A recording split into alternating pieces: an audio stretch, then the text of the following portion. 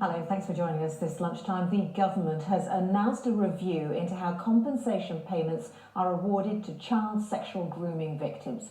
A BBC investigation found that the Criminal Injuries Compensation Authority had written to a survivor of the Rotherham sex abuse scandal. They said she'd consented to sex with her abuser even though she was still a child.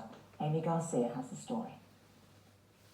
It's 3 years since the J report exposed one of the nation's most disturbing child sex abuse scandals.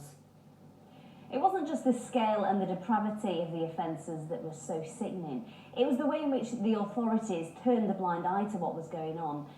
That shocked people almost as much as the abuse itself. But Inside Out has found worrying evidence. Some are still being blamed for their own abuse when trying to claim compensation.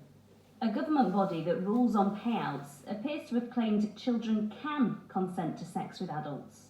The Criminal Injuries Compensation Authority wrote to Sammy Woodhouse saying that she had consented to her own abuse even though she was a child at the time.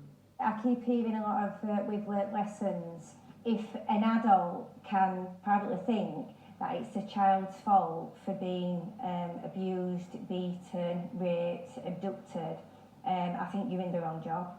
They sent me a letter that was pretty much blaming myself as a victim.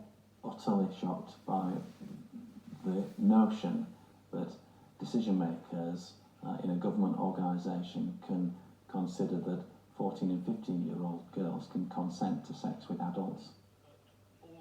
In response to the concerns, David Lidington, the Secretary of State for Justice, released the following statement.